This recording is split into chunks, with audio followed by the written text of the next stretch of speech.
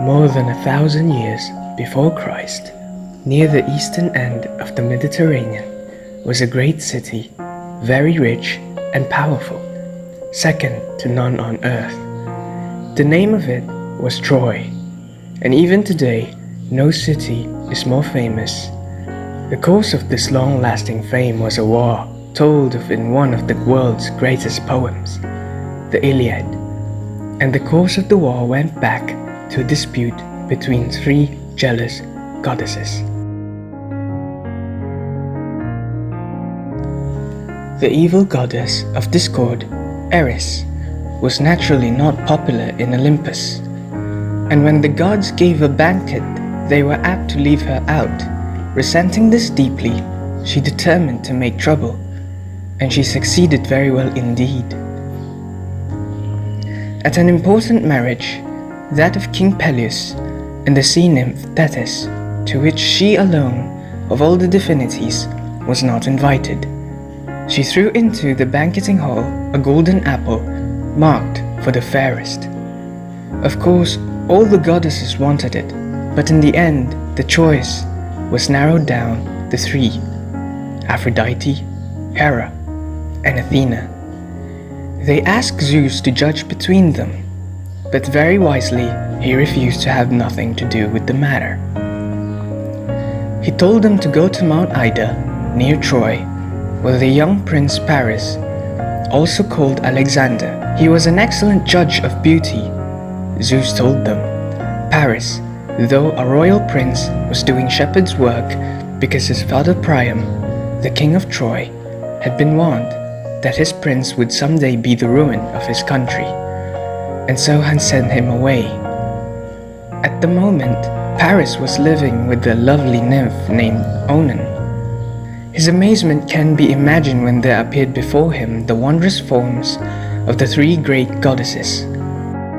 He was not asked, however, to gaze at the radiant divinities and choose which of that seemed to him the fairest, but only to consider the bribes each offered and choose which seemed to him best worth taking. Nevertheless, the choice was not easy. What men cared for most was set before him. Hera promised to make him lord of Europe and Asia. Athena, that he would lead the Trojans to victory against the Greeks and lay Greece in ruin. Aphrodite, that the fairest woman in all the world would be his. Paris, a weakling and something of a coward too, as later events showed, chose the last. He gave Aphrodite the golden apple. That was the judgment of Paris, famed everywhere as the real reason why the Trojan War was fought.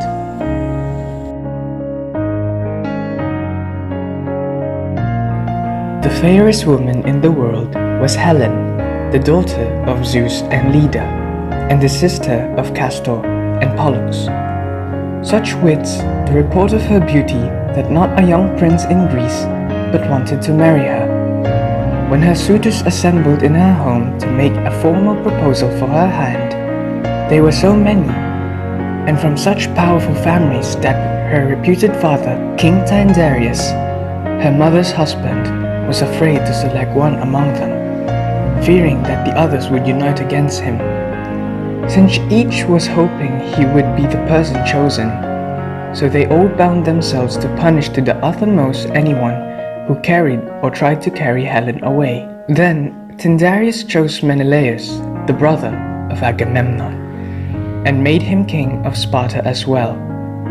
So matters stood when Paris gave the golden apple to Aphrodite. The goddess of love and beauty knew very well where the most beautiful woman on earth was to be found. She led the young shepherd, with never a thought of Onan left forlorn, straight to Sparta, where Menelaus and Helen received him graciously as their guest. The ties between the guest and host were strong. Each was bound to help and never harm the other, but Paris broke that sacred bond. Menelaus, trusting completely to it, left Paris in his home and went off to Crete. Menelaus got back to find Helen gone, and he called upon all Greece to help him. The chieftains responded as they were bound to do. They came eager for the great enterprise, to cross the sea and lay mighty Troy in ashes. Two, however, of the first rank were missing: Odysseus, the king of the island of Ithaca, and the mighty Achilles, the son of Peleus, and the sea nymph Thetis. Odysseus, who was one of the shrewdest and most sensible men in Greece, did not want to leave his house and family to embark on a romantic adventure overseas for the sake of a faithless woman. He pretended, therefore, that he had gone mad, and when a messenger from the Greek army arrived, the king was plowing a field and sowing it with salt instead of seed. But the messenger was shrewd too. He seized Odysseus' little son and put him directly in the way of the plow. Instantly, the father turned the plow aside, thus proving that he had all his wits about him. However reluctant, he had to join the army. The 1,000 ships carried a great host of fighting men, and the Greek army was very strong. But the Trojan city was strong too. Priam, the king, and his queen Hecuba had many brave sons to lead the attack and to defend the walls. One above all, Hector, the whom no man anywhere was no nobler or more braver, and only one a greater warrior. The champion of the Greeks, Achilles, each knew that he would die before Troy was taken. Achilles had been told by his mother, "Very brief is your lot. Would that you could be free now from tears and troubles. For you shall not long endure, my child, short-lived beyond all men and to be pitied."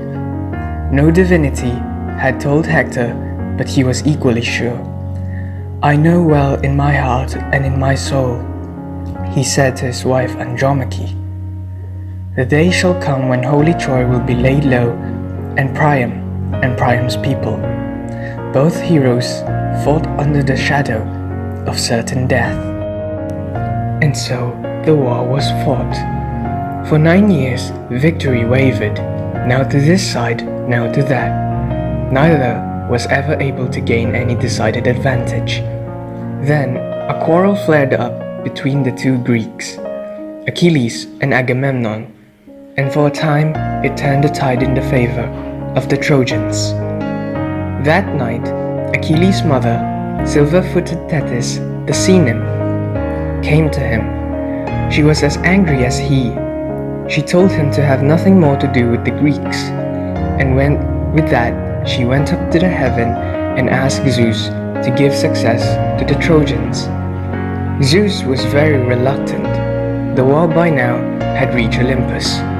The gods were rage against each other. Aphrodite, of course, was on the side of Paris. Equally, of course, Hera and Athena were against him. Ares, the god of war, always took sides with Aphrodite, while Poseidon, the lord of the sea, favored the Greeks, a sea people, always great sailors. Apollo cared for Hector, and for his sake helped the Trojans, and Artemis, as his sister, did so too.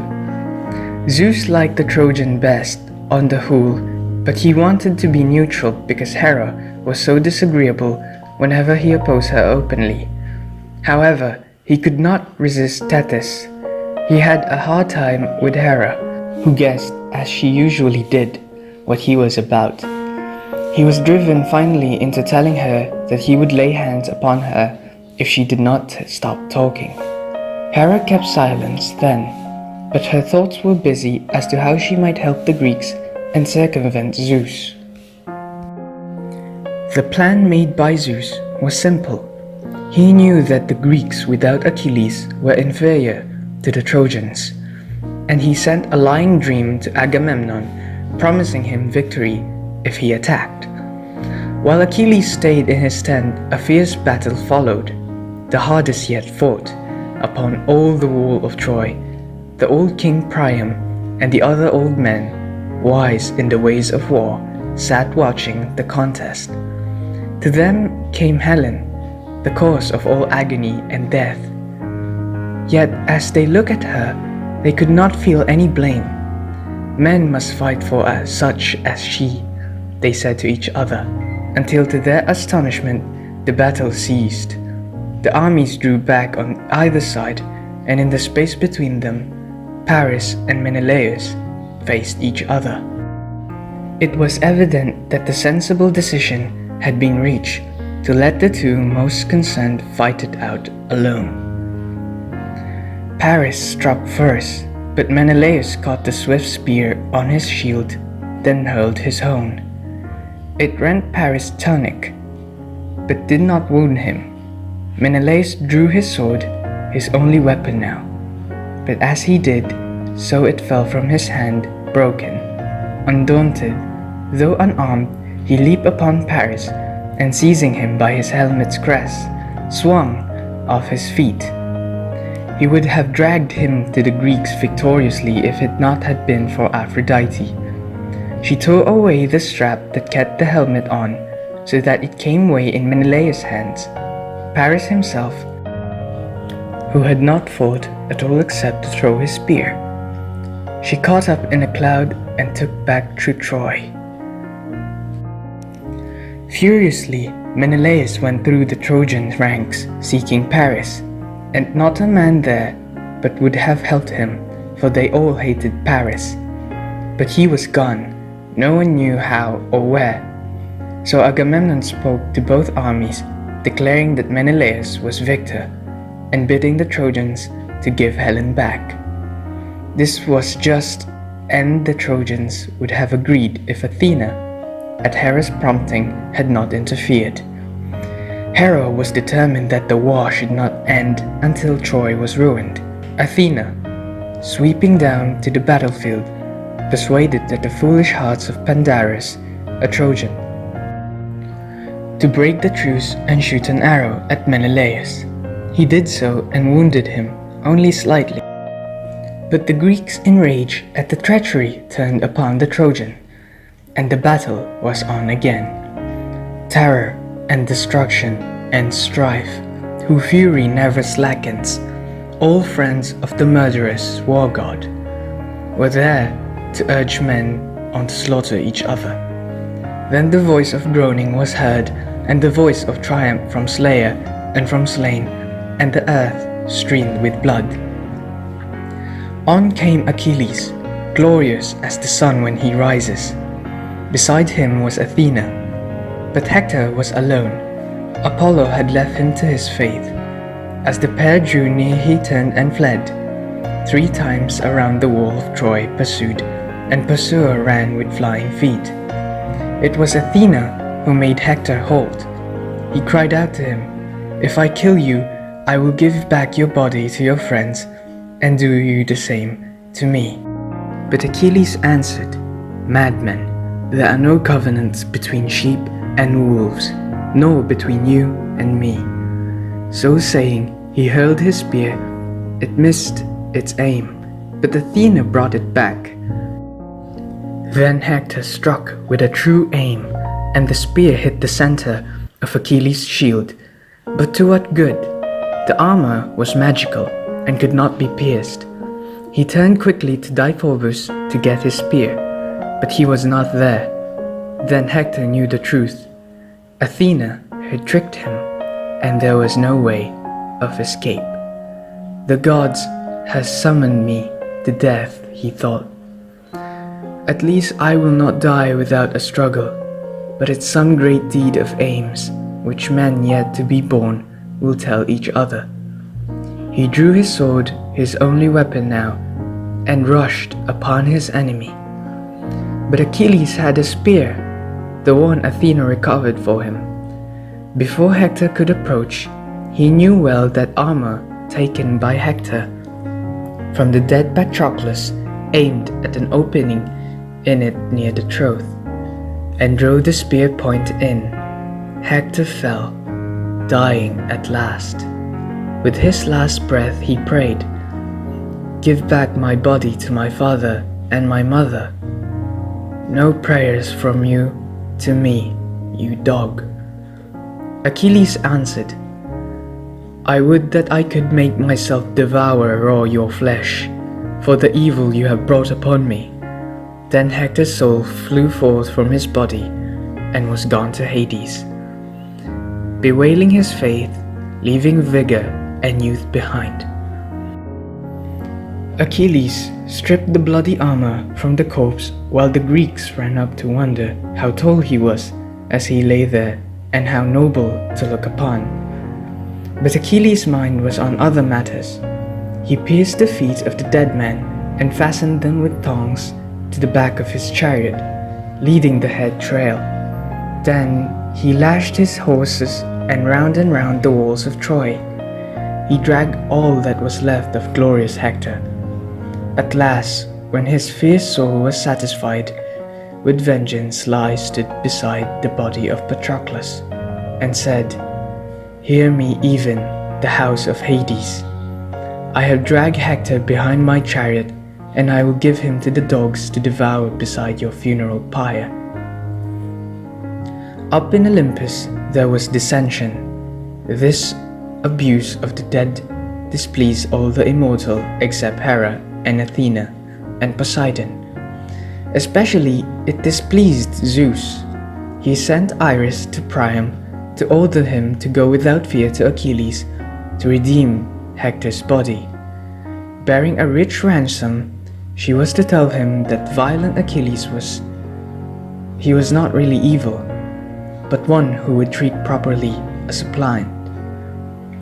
Then the aged king heaped a car with splendid treasures, the best in Troy, and went over the plain to the Greek camp. The old man passed the guards and came into the presence of the man who had killed and maltreated his son. He clasped his knees and kissed his hands, and as he did so, Achilles felt awe, and so did all the others there, looking strangely upon one another. "Remember, Achilles," Priam said, "your own father, of like years with me, and like with me, wretch for want of a son. Yet I am by far more to be pitied, who have braved what no man on earth ever did before, to stretch out my hand to the slayer of my son." Grief stirred within Achilles' heart as he listened. Gently he raised the old man. "Sit by me here," he said, "and let our sorrow lie quiet in our hearts. Evil is all men's lot, but yet we must keep courage." Then he bade his servant wash and anoint Hector's body and cover it with a soft robe, so that Priam should not see it. Frightfully mangled as he was, and be unable to keep back his wrath, he feared for his own self-control if Priam vexed him. "How many days do you desire to make his funeral?" he asked. "For so long I will keep the Greeks back from battle." Then Priam brought Hector home, mourned in Troy as never another. Even Helen wept. "The other Trojans upbraid me," she said, "but always I had comfort from you through the gentleness of your spirit and your gentle words. You only were my friend." 9 days they lamented him. They laid him on a lofty pyre and set fire to it. When all was burned, they quenched the flame with wine and gathered the bones into a golden urn, shrouding them in soft purple.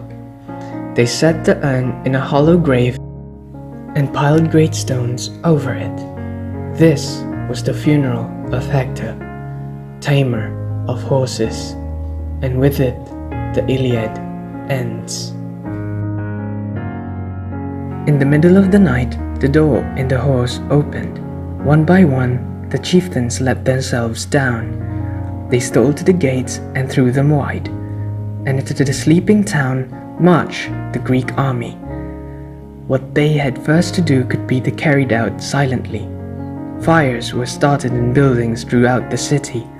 By the time the Trojans were awake, before they realized that what had happened, While they were struggling into their armor, Troy was burning. They rushed out to the streets, one by one in confusion. Bands of soldiers were waiting there to strike each man down before he could join himself to others. It was not fighting, it was butchery. By now, the end was near. The contest from the first had been unequal. Too many Trojans had been slaughtered in the first surprise. The Greeks could not be beaten back anywhere. Slowly, the defense ceased. Before morning, all the leaders were dead, except one, Aphrodite's son, Aeneas. Alone, among the chiefs escaped, he fought the Greeks as long as he could find a living Trojans to stand with him. But as the slaughter spread and death came near, he thought of his home, the helpless people he had left there. He could do nothing more for Troy, but perhaps something could be done for them. He hurried to them, his old father, his little son, his wife, and as he went his mother, Aphrodite, appeared to him, urging him on and keeping him safe from the flames and from the Greeks. Even with the goddess's help, he could not save his wife. When they left the house, she got separated from him and was killed. But the other two he brought away, through the enemy, past the city gates, out into the country, his father on his shoulders, his son clinging to his hand.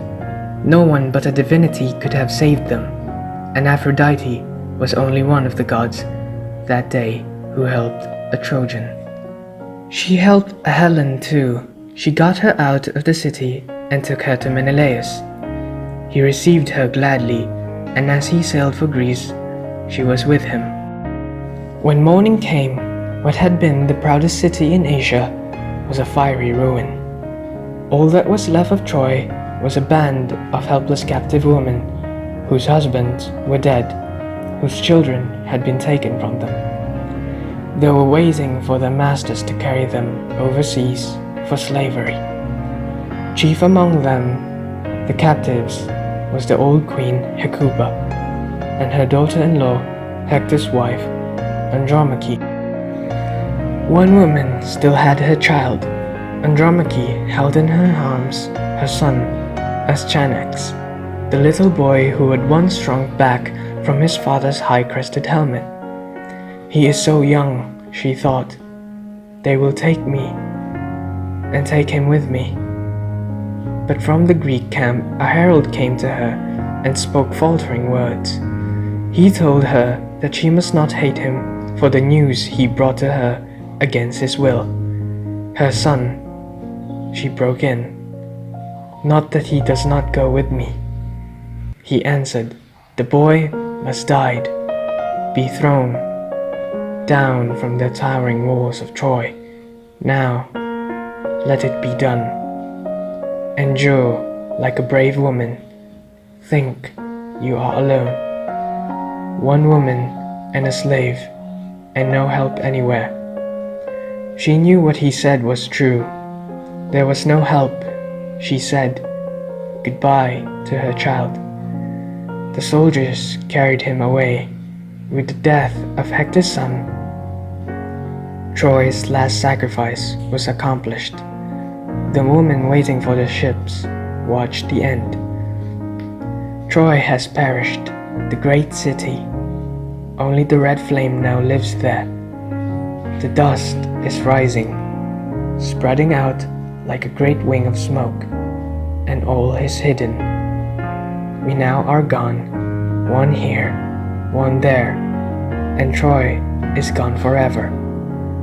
Farewell, dear city.